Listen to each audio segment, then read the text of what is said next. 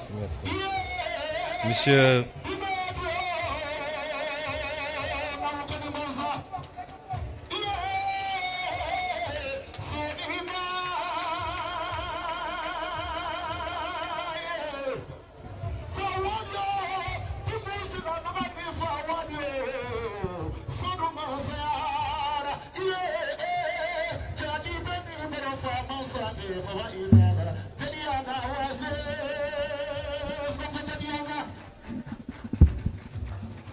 Monsieur le ministre de la formation professionnelle, Monsieur le président de l'Agence japonaise de coopération internationale, Monsieur l'ambassadeur du Japon, Mesdames, Messieurs les représentants des missions diplomatiques, Monsieur le représentant résident de l'Agence japonaise de coopération internationale, Monsieur le président du conseil d'administration du Centre de formation professionnelle et technique Sénégal-Japon, Mesdames, Messieurs les directeurs généraux, les directeurs nationaux et directeurs de société, Mesdames, Messieurs les représentants des organisations patronales et des travailleurs, Monsieur le directeur du Centre de formation professionnelle et technique Sénégal-Japon, Mesdames, Messieurs les membres du corps enseignant et du personnel administratif, chers élèves et étudiants, Mesdames, Messieurs, je suis venu aujourd'hui représenter Son Excellence, Monsieur le Président de la République, à cette cérémonie. Hier déjà, le Président de la République avait reçu Monsieur le Président de la JICA et Monsieur l'ambassadeur du Japon. Et aujourd'hui, il me délègue de le représenter à cette cérémonie. Cela atteste de l'importance que le gouvernement du Sénégal, et en premier le président de la République, accorde à la formation professionnelle, mais plus singulièrement à cette institution importante qu'est le Centre de formation professionnelle technique Sénégal-Japon. Monsieur le président de la JICA, monsieur l'ambassadeur, je voudrais avant tout vous adresser des remerciements chaleureux, sincères et profonds du peuple sénégalais pour votre présence durant ces 40 dernières années à contribuer à la formation d'acteurs importants pour la construction de tout développement. Monsieur l'ambassadeur, vous avez résumé la situation telle qu'elle se présente pour nos pays. Vous avez dit que le Japon, ce que nous savions déjà, ne disposait d'aucune ressource naturelle pratiquement, et qu'il a pu compter particulièrement sur un facteur important qui est le capital humain, pour être aujourd'hui parmi les 5 économies les plus importantes du monde. Cela doit nous interpeller, nous, Africains et nous, Sénégalais, puisque nous disposons d'énormément de ressources naturelles, du pétrole, du gaz, du zircon, des ressources halieutiques, des terres arables, de la ressource solaire et halieutique en abondance. Nous n'avons pas un climat hostile, nous n'avons pas des hivers extrêmement durs.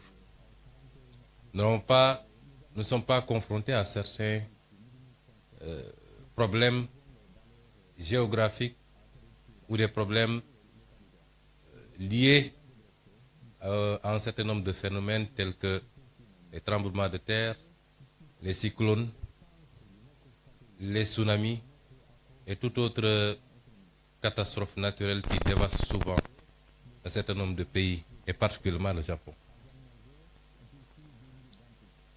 Et qu'est-ce qui justifie dès lors que nous soyons là où nous en sommes et que le Japon en soit là où il en est? C'est cette problématique qui nous interpelle quand j'étudie le modèle japonais, quand j'observe le modèle japonais. Et la réponse se trouve simplement en 2 ou 3 choses. Le développement doit être porté par un leadership éclairé, patriotique et intègre. Le développement doit ensuite être porté par des ressources humaines de qualité qu'on doit former, ce qui nous réunit aujourd'hui ici. Mais le développement, c'est aussi un état d'esprit.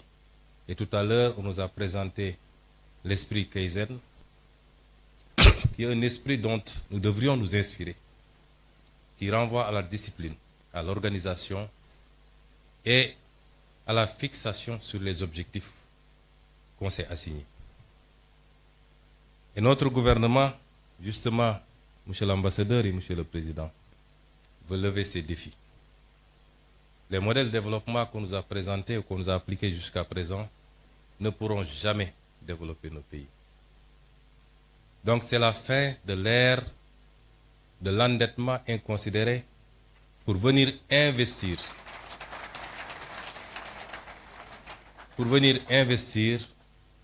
dans des projets qui n'ont aucun rapport avec la construction d'un développement endogène et souverain.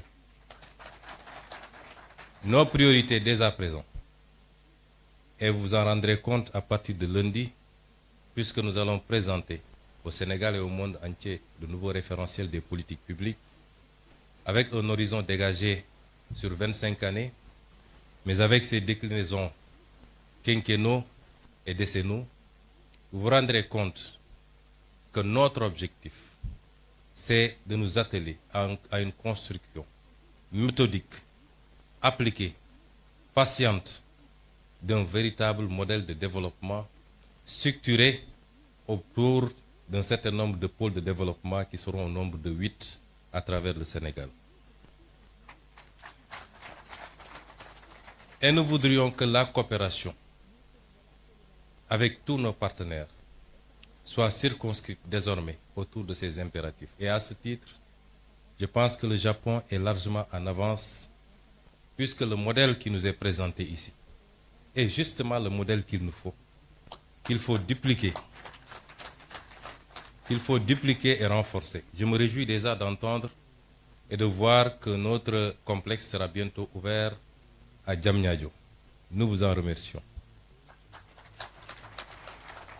Mais il est souhaitable, toujours avec la coopération japonaise, que nous puissions ouvrir autant de complexes, à défaut de le faire dans toutes les régions, du moins dans les 8 pôles de développement, pour accroître la chance de tous les Sénégalais, les jeunes Sénégalais, de pouvoir bénéficier d'une formation de qualité chez eux et de pouvoir contribuer localement à construire le développement endogène au niveau local d'abord, au niveau des pôles, puisque c'est la somme des résultats obtenus en mettant en compétition les 8 pôles qui nous permettront d'avoir un résultat appréciable au niveau national. Et dans ce sens, je voudrais rassurer les partenaires. Oui, le modèle japonais est l'idéal pour nos pays. Nous préférons qu'on nous apprenne à pêcher plutôt que de continuer à nous offrir du poisson. Le transfert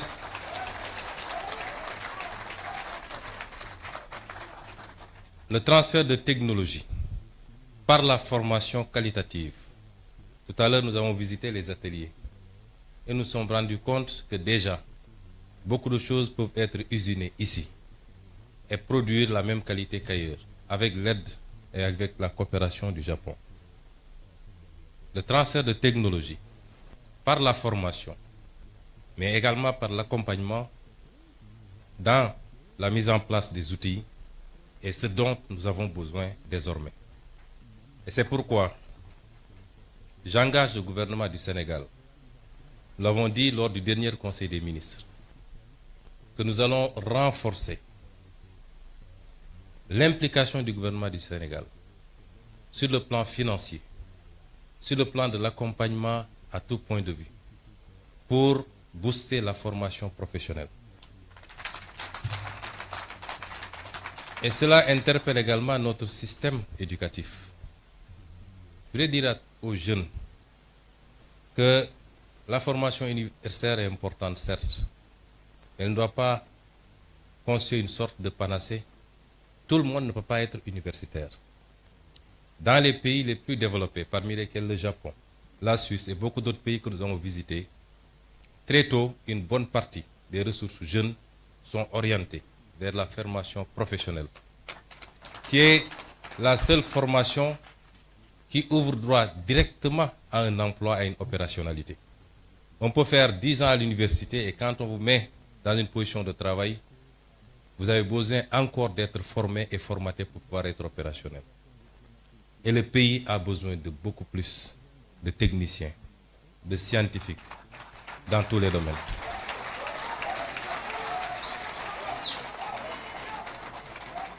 Et c'est pour rassurer également les élèves étudiants que nous ferons le nécessaire avec tout l'accompagnement qu'il faut pour que vous puissiez pousser le plus loin possible, notamment le cycle d'ingénieuriat,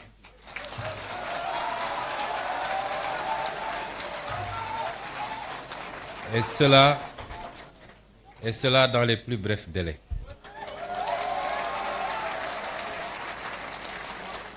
Je ne voudrais pas être long dans ce discours. Je voudrais simplement dire au peuple sénégalais, au-delà des félicitations à nos partenaires japonais, parce que tout ce qu'ils ont fait, ils l'ont fait avec altruisme, puisque c'est des dons. Nous les remercions chaleureusement encore une fois au nom du peuple sénégalais. Et dans la coopération future, notre option, c'est de voir avec chacun de nos partenaires qu'est-ce qu'on peut développer de manière spécifique et orienter, concentrer cette formation, cette collaboration autour de ces secteurs. Et dans le domaine de la formation professionnelle, pour la technologie, les sciences de manière générale, le numérique, je crois qu'avec le Japon, nous avons de belles perspectives. Mais ce que je voulais dire au peuple sénégalais, pour conclure, c'est qu'un peuple ne se développe que par lui-même. Savez-vous que nous avons fait récemment un exercice de vérité pour dire aux Sénégalais ce qu'il en était. Certains ont crié au loup en disant que nous aurions dû mentir au peuple sénégalais pour éviter de nuire à l'image du Sénégal. Nous ne sommes pas dans cette relation avec le peuple sénégalais. La vérité sera dite, quelles qu'en soient les conséquences, mais pas pour nuire à l'image du Sénégal, pour lancer un message très fort au peuple sénégalais. C'est que ce qui nous a conduit à ces situations, c'est qu'on a souvent voulu se cacher derrière notre petit doigt et éviter d'affronter les réalités de face. Les modèles de développement qui ont marché ailleurs et qui sont pratiquement identiques compte tenu des réalités et des spécificités socioculturelles sont les mêmes qui développeront ce pays. Et ce modèle, c'est compter d'abord sur nous-mêmes. Notre note a été très légèrement dégradée. Nous attendions beaucoup plus. Pourquoi? Parce que même sur le plan international, les partenaires ont salué l'exercice de vérité. Mais si notre note a été dégradée après, notre développement ne dépend pas du financement international. Il dépend de nous, de nos capacités à nous fixer des objectifs, à mobiliser toutes les ressources endogènes. Et Dieu sait qu'on n'en a pas mobilisé encore le 5e. Et seulement, mais alors seulement, toute aide internationale, encore que c'est rare de parler d'aide, puisque c'est souvent des dettes, viendra simplement en complément. Et ce message, nous devons le comprendre parce que si aujourd'hui le Japon, qui n'a aucune ressource naturelle, qui a vécu ce qu'elle a vécu lors de la Deuxième Guerre mondiale, a su en être à ce niveau, c'est parce qu'il a appliqué cet esprit, ce modèle, cette combativité, ce don de soi pour sa patrie, mais cette croyance fondamentale en lui-même et en son peuple. Je vous remercie de votre aimable attention.